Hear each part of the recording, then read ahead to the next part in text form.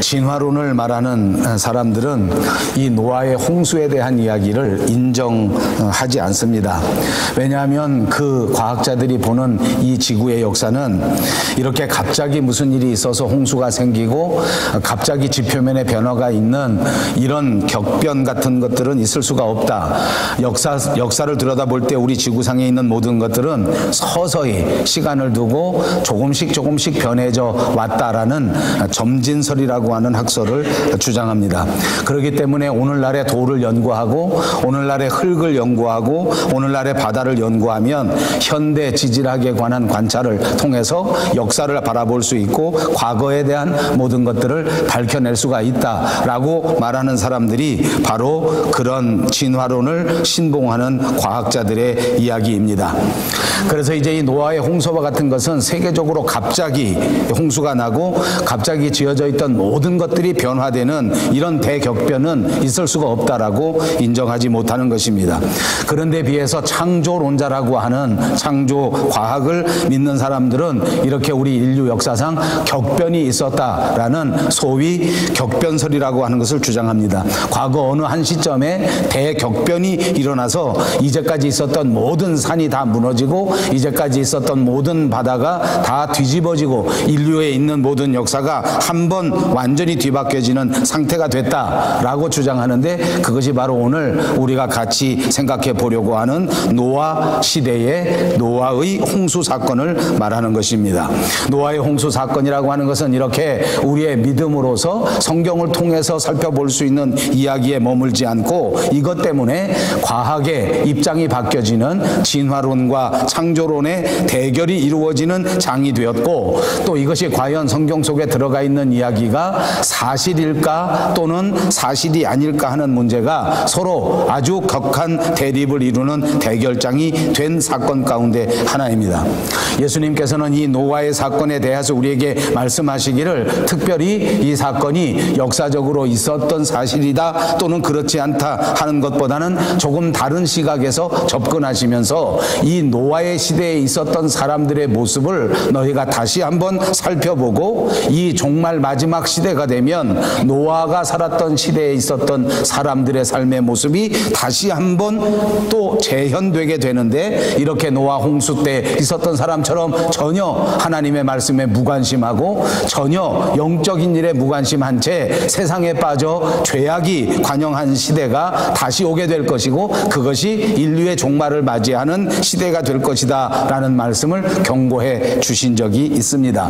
그러므로 우리는 이 노아의 사건을 과학적으로 접근할 수 있는 일이 아니고 분명히 영적 사건으로 접근하며 신앙적 입장에서 접근해 나가면서 여기서 하나님께서 우리에게 주시고자 하는 귀한 교훈을 받을 수 있어야 될 줄로 믿습니다.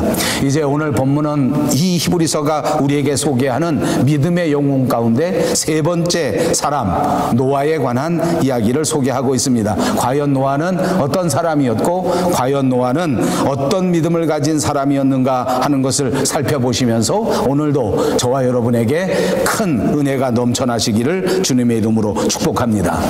말씀드린 것처럼 노아 시대의 가장 중요한 것은 그 시대의 상황입니다. 노아가 살았던 그 시대에 사람들의 모습이 어떠했는가, 사람들의 문화가 어떠했는가 하는 것을 한번 살펴볼 필요가 있습니다. 오늘 본문의 배경이 되는 이 노아 사건을 자세하게 기록한 성경책은 구약성경 창세기입니다. 창세기 6장 5절에 보면 이런 기록이 나오는데 여호와께서 사람의 죄악이 세상에 가득함과 그의 마음으로 생각하는 모든 계획이 항상 악할 뿐임을 보시고 땅 위에 사람 지으셨음을 한탄하사 마음에 근심하셨다라고 기록하고 있습니다. 사람의 삶이 얼마나 흉악하던지 사람들의 모습이 얼마나 패악했는지 이 사람들을 지은 것을 후회하시고 이 모든 사람들의 삶을 홍수를 통해서 완전히 없애버리리라, 완전히 쓸어버리리라 라고 작정을 하셨다는 기록이 나와 있는 것입니다.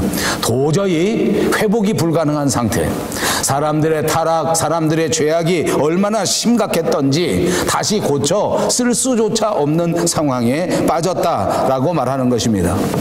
오늘 우리가 살아가는 우리의 삶의 주변, 우리의 역사도 한 번쯤 살펴볼 필요가 있습니다. 과연 우리는 노아의 시대의 모습과 비교했을 때에 어떤 상황을 보이고 있는가? 어떤 면에서 보면 노아의 시대를 방불하게 하는 그런 처절한 타락과 처절한 폐역의 시대를 살고 있는 것이 아닌가? 곳곳에서 이루어지는 모든 삶의 모습들이 인간이라면 보여줄 수 없는 그런 타락의 모습을 보여주고 있고, 사람이라면 감당할 수 없는 그런 삶의 모습을 보여주는 것이 아닌가 하는 것을 생각해 볼 필요가 있다는 말씀입니다. 창세기 6장 9절에는 계속해서 말씀합니다. 이것이 노아의 족본이라. 노아는 의인이요 당대의 완전한 자라. 그가 하나님과 동행하였으며 라고 기록되어 있습니다. 이제 이렇게 시대가 악한 것을 지적하시고 이 폐역과 이 죄악이 도저히 구제받을 수 없는 심각한 상황에 빠졌다는 것을 말씀하시고 난 다음 이렇게 노아라는 사람을 등장시키고, 그는 이 험악한 시대 속에서, 이 나쁜 환경 속에서 의인이라고 칭함을 받고 완전하다는 칭함을 받고 하나님과 함께 동행하는 신앙의 삶을 살았다고 우리에게 가르쳐 주시는 것입니다. 그렇습니다. 노아는 정말 이 심각한 상황 속에서 하나님께 인정을 받을 만한 의로운 사람이었습니다. 그는 1년만 의로운 사람이 아니었고 10년만 의로운 사람도 아니었습니다. 그의 족보가 다하는 그때까지, 다시 말하면 그의 삶의 전체를 통해서 일생토록 하나님 앞에 인정받을 수 있는 믿음의 사람, 의로운 삶을 살았다는 것을 가르쳐 주는 것입니다. 환경이 녹록지 않을 때에 정말 열악한 환경 속에서 타락하지 아니하고 흔들리지 아니하고 주저앉아있지 아니하고 그런 열악한 환경 속에서도 오로지 하나님을 바라보면서 의로운 삶을 살았기 때문에 이 노아는 훨씬 더 훌륭한 사람인 줄로 믿습니다.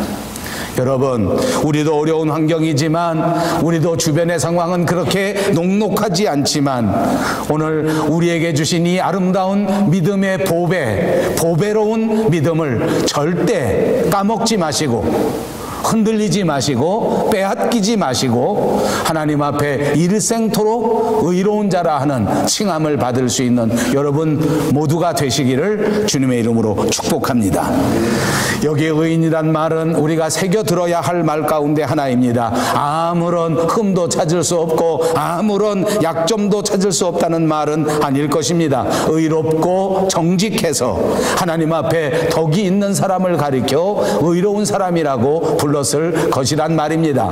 약점이 있을 수 있습니다. 실수도 여전히 있을 수 있습니다. 인간의 한계도 가지고 있었습니다. 그러나 그가 하나님을 믿고 하나님을 의지했기에 노아는 당대의 의로운 자라 하는 칭함을 받았다는 것입니다. 그러므로 우리 자신을 바라볼 일이 아닙니다. 우리의 마음속에 하나님을 따르고자 하는, 하나님을 경외하고자 하는 마음이 우리 속에 있다면 우리도 하나님 앞에 인정받는 의로운 자가 된다는 것입니다. 그러므로 우리의 생각 가운데, 우리의 마음 가운데 일생토록 하나님을 따르고 하나님을 의지하고 하나님을 사랑하는 마음을 변하지 마시기를 바랍니다. 완전한 자라는 표현도 그렇습니다. 도덕적으로 흠이 없고 절대 무죄하다는 것은 아닐 것입니다. 당시 폐악한 시대 속에서 죄를 밥 먹듯이 저지르는 사람들과 비교했을 때 상대적으로 좀 더 솔직하고 좀 더 진실하고 좀 더 바르게 살아갔던 사람을 말하는 것이라고 해석할 수 있습니다. 이렇게 노아의 인격, 노아의 성품은 지난주에 우리가 살펴본 것처럼 에녹과 같이 죄를 내려놓고 죄를 멀리하면서 하나님의 뜻을 따라 늘 하나님과 함께하는, 하나님과 동행하는 삶을 살았다고 성경이 기록해주고 있는 것입니다. 많은 사회학자들이 그렇게 말합니다. 사람은 환경의 지배를 받는 동물이다. 여러분 어떻게 생각하십니까? 저는 이 말이 어느 정도 사실이라고 생각합니다. 환경 때문에 우리의 성격이 바뀌기도 하고, 환경 때문에 우리의 삶이 바뀌기도 하고, 환경 때문에 우리의 모든 것들이 영향을 받게 된다 하는 것을 부정할 수는 없습니다. 그러나 여러분, 분명히 말씀드릴 수 있는 것도 있습니다. 모든 사람이 환경의 지배를 받는 것은 아닙니다. 우리 조국에서는 지난 주간에 평창 올림픽이 있었습니다. 이 올림픽의 젊은이들을 보십시오. 나쁜 환경 속에서, 열악한 환경 속에서 꿈을 포기하지 않은 채 땀을 흘리며 뼈를 깎는 훈련을 감당했을 때에 그는 모든 환경을 극복하고 어려운 환경을 극복한 채 우뚝 정상에 서는 역사가 얼마나 많았느냐는 말입니다. 그렇게 모든 사람들이 다 환경의 지배를 받고 환경 때문에 흔들리는 것이 아니라는 것을 분명히 아시기를 바랍니다. 그리고 보니 역사를 통해서 볼 때 좋은 환경에서 태어났는데 아름다운 환경 속에서 살아가고 있는데 그것을 활용하지 못한 사람이 얼마나 많은지 모릅니다. 반대로 척박한 환경이지만, 어두운 환경이지만 그 모든 환경을 극복한 채 우뚝 선 사람도 얼마나 많은지 모릅니다. 성경에도 그런 사람들은 많이 등장합니다. 왕으로 태어나서 왕으로 살아갔던 사람, 정말 좋은 환경 속에서 무엇 하나 부러울 것이 없는 삶을 살았던 헤롯이라는 사람은 그 아름다운 환경을 모두 없애버린 채 그 인생이 부끄러운 인생으로 떨어져 버리지 않았습니까? 그러나 보십시오. 하나 가진 것도 없고 부요한 집도 없고 가족들도 없었지만은, 그리고 그의 일생 가운데 기억나는 것은 누추한 감옥에 예수 믿는다고 수없이 붙들려가고 매를 맞는 것밖에 없었던 삶의 환경이었지만, 그는 감옥 속에서도 하나님의 말씀을 전파하고 감옥 속에 앉아서도 하나님의 말씀을 기록하여 오늘 우리에게 남겨준 사도 바울과 같은 위대한 분도 계시다는 말씀입니다. 노아는 어두운 환경 속에서 살았습니다. 노아는 암울한 시대 속에서 살았습니다. 그러나 그는 홀로 푸르청청한 싱싱한 나무처럼 그 패역한 시대 속에서 오직 혼자 의롭게 아름답게 믿으면서 살아갔던 사람입니다. 한결같이 믿음을 저버리는 세상의 세태 속에서, 아무도 신앙생활을 하지 않는 환경 속에서 오직 노아만은 믿음을 지키고 사명을 지키고 하나님을 뜨겁게 사랑하면서 살았습니다. 모든 사람들이 즐겁게 자기만을 위해서 살고 쾌락을 추구하면서 살고 향락 속에서 빠져서 살아갈 때에 노아는 하나님의 말씀으로 자신을 쳐서 복종시키면서 늘 절제하면서 세상에 취해 살지 아니하고 말씀에 취해서 살아가는 삶을 살았습니다. 그렇게 하나님과 함께 하였고 그렇게 하나님과 동행하였습니다. 하나님과 동행했던 노아는 이렇게 세상의 시류에 휩쓸리지 않을 수가 있었습니다. 모든 사람들이 흔들리는 가운데에서도 노아는 하나님과 동행하였기에 우뚝 서서 귀한 삶을 살게 되었습니다. 여러분, 오늘 우리는 노아를 바라봅니다. 그리고 보니 이 세상이 아무리 어렵다고 할지라도, 이 세상이 아무리 어둡다고 할지라도, 세상이 정말 참담한 삶의 모습을 보인다고 할지라도 여기서 우리가 하나님과 동행할 수 있다고 하는 희망을 갖게 됩니다. 아무리 나쁜 환경 속에서도 홀로 싱싱한 믿음을 가지고 생동하는 믿음의 삶을 살 수 있다는 확신을 얻게 되시기를 바랍니다. 사랑하는 여러분, 이 말씀을 바라보시면서 오늘 저와 여러분이 노아처럼 환경의 지배를 받는 것이 아니라, 환경의 영향을 받는 것이 아니라, 어떤 환경 속에서도 우뚝 서서 오로지 말씀과 동행하면서 하나님을 사랑하면서 하나님의 뜻대로 살아가는 저와 여러분, 그리고 우리 밴쿠버 용성교회가 꼭 되시기를 주님의 이름으로 축복합니다. 이 노아의 믿음을 생각할 때에 우리는 반드시 노아의 홍수 사건을 떠올릴 수밖에 없습니다. 하나님께서는 죄악이 관영한 이 시대 속에 이 세상을 홍수로 심판하실 것을 결심하셨습니다. 그리고 하나님께서는 이 모든 결심을 노아에게 미리 알려주셨습니다. 120년 전에 내가 이제 이 세상을 홍수로 심판할 것이다. 이 패역한 시대를 이 지면에서 쓸어버릴 것이다 라고 가르쳐 주셨단 말입니다. 구약성경 아모스서 3장 7절에 보니까 주 여호와께서는 자기의 비밀을 그 종 선지자들에게 보이지 아니하시고는 결코 행하심이 없으시리라 이렇게 말씀하셨는데, 하나님께서는 세상을 향하여 심판하시기로 결정하신 다음에 그리고 노아에게 방주를 만들라고 말씀하시고 이 계획을 미리 알려주시면서 어떻게 이 심판을 피할 것인가, 어떻게 구원을 받을 수 있는 것인가 하는 것을 우리에게 가르쳐 주셨단 말입니다. 이것이 하나님의 방법입니다. 이것이 하나님의 복음입니다. 이것이 하나님께서 저와 여러분에게 주신 축복인 줄로 믿습니다. 세상이 아무리 어두워도 우리에게 하나님을 향하여 저 하늘나라로 갈 수 있는 길을 가르쳐 주신 줄로 믿습니다. 이 세상 어떤 환경 속에서도 약속의 땅으로 갈 수 있는 저와 여러분이 될 수 있도록 하나님께서 지혜를 주시고 말씀을 주시고 지식을 주셨다는 말씀인 줄로 믿습니다. 그렇습니다. 노아는 이렇게 심판 가운데 가르쳐 주시는 하나님의 말씀을 들었습니다. 그 하나님의 말씀을 듣고 그 마음속에 깊이 새긴 채 오늘 본문의 말씀을 보니까 경외함으로 방주를 예비했다라고 기록하고 있습니다. 경외함으로 방주를 준비했다. 하나님의 말씀을 듣고 경외함으로 방주를 짓기 시작했다는 말씀입니다. 경외는 무엇입니까? 두려움을 말하는 것입니다. 하나님의 홍수 심판의 소식을 듣고 그는 두려움과 떨림으로서 하나님의 말씀을 받은 것입니다. 이제 하나님의 말씀을 두려움 가운데 순종하게 된 것입니다. 그렇습니다. 하나님께서 홍수를 통하여 세상을 쓸어버리겠다고 하는 이 말씀이야말로 두렵고 떨리는 일이 아닐 수가 없을 것입니다. 여러분, 오늘날 많은 사람들이 예수를 믿는데 우리 모두가 다 하나님의 사람이 되었는데 왜 심판을 두려워하지 않고 왜 이 시대를 심각하게 살아가지 않는가? 왜 여전히 방종하면서 왜 여전히 세상과 짝하여 그렇게 살아가고 있는가?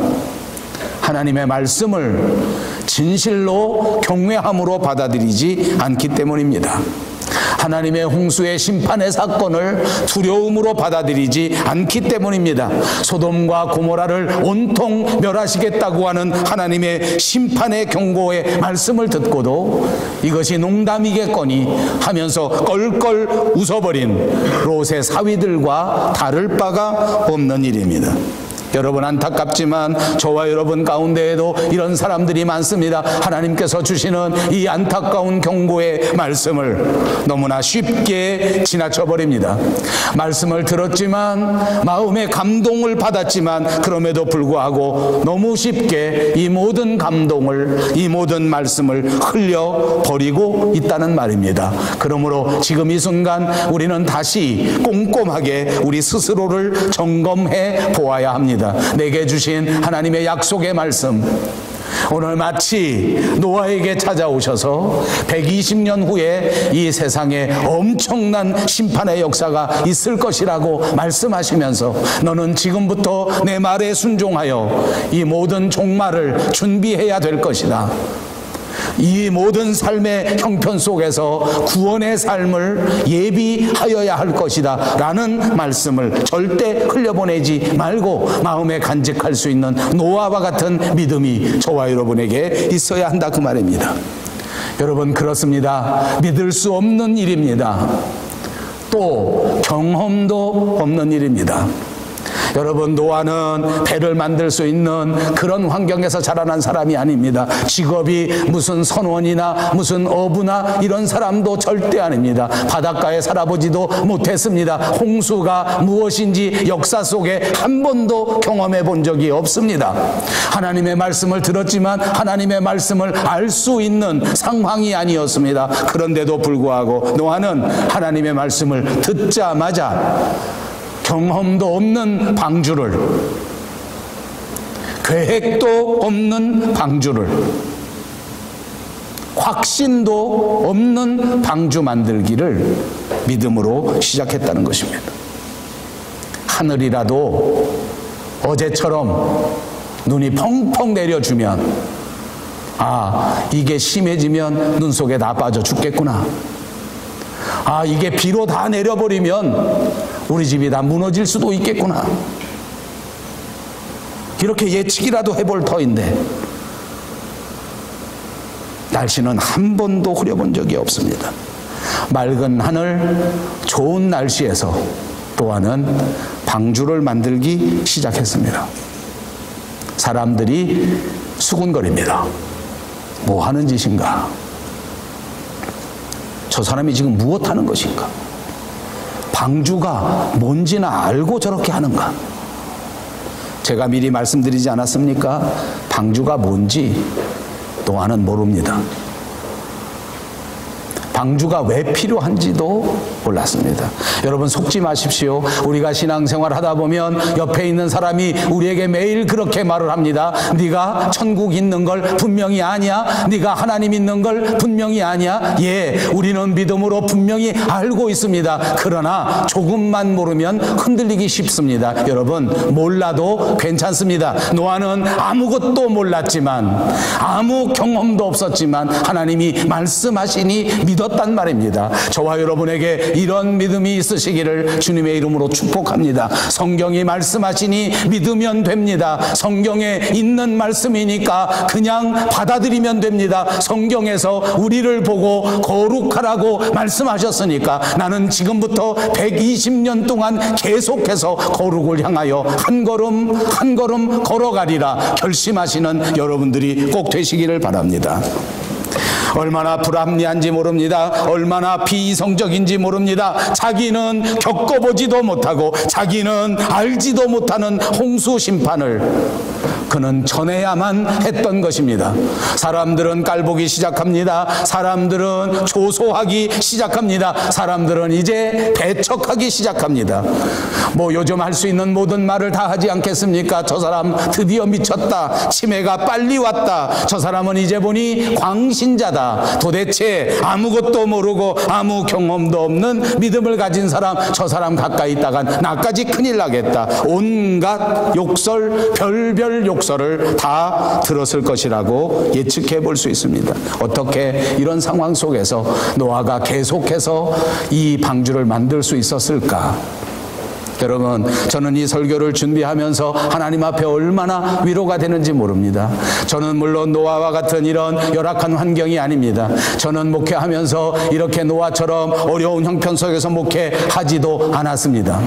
누가 그렇게 저를 못살게 군 사람도 그렇게 많지 않습니다. 저에 대하여 그렇게 많은 조소를 퍼붓고, 저에 대하여 그렇게 많은 오해를 퍼붓고, 저에 대하여 그렇게 나쁜 말을 퍼본 사람이 그리 많지도 않았습니다. 그런데도 자꾸 흔들려서, 그런데도 자꾸 고민이 되어서, 그래서 이 목회의 길을 이렇게 생각해보고 저렇게 생각해본 적이 한두 번이 아닙니다. 얼마나 부끄러운지 모릅니다.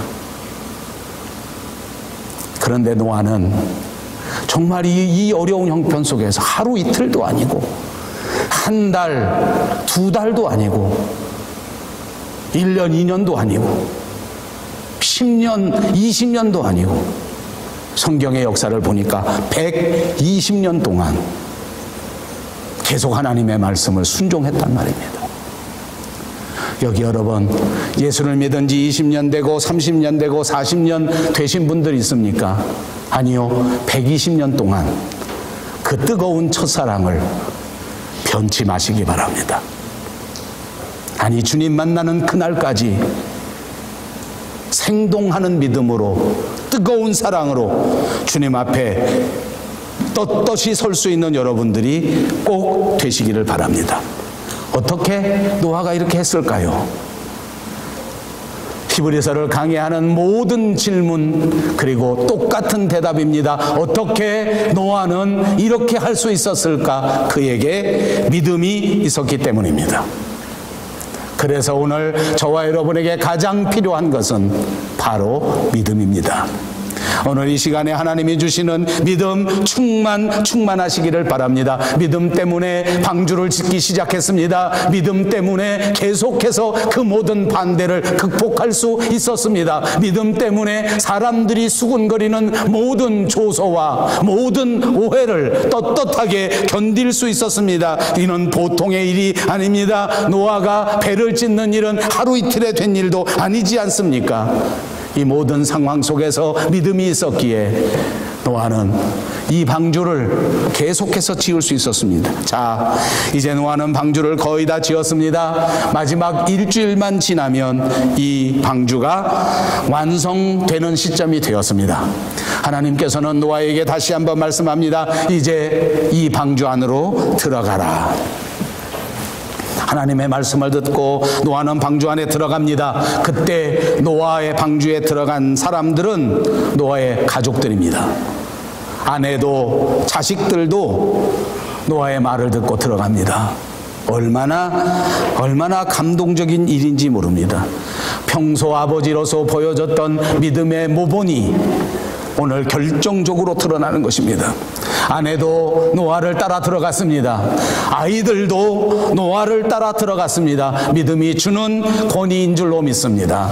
여러분, 오늘 우리의 가정이 아름다운 가정이 되기를 소원하십니까? 믿음의 모범을 보이시는 가정이 되시기를 주님의 이름으로 축복합니다. 믿음의 모범을 보이십시오. 자식들이 따라가는 역사가 일어나게 된단 말입니다. 믿음의 모범을 보이십시오. 아내들이 따라가는 위대한 역사가 일어나게 된다는 말씀입니다. 사랑하는 여러분, 하나님께서는 저와 여러분에게 노아에게 주셨던 그 방주보다도 훨씬 더 엄청난 방주를 주셨습니다. 우리도 믿음으로 들어갈 수 있습니다. 내가 하나님께서 주신 이 방주 안에 들어갈 때 우리 가족들도 나와 함께 따라 들어올 것입니다. 아내도, 사랑하는 자녀들도, 사랑하는 우리 부모들도 다 이 방주 안으로 들어오게 될 줄로 믿습니다. 이 놀라운 방주, 이 위대한 방주는 바로 그리스도 예수입니다. 그렇습니다. 이제 그리스도 안에 들어가면 되는 것입니다.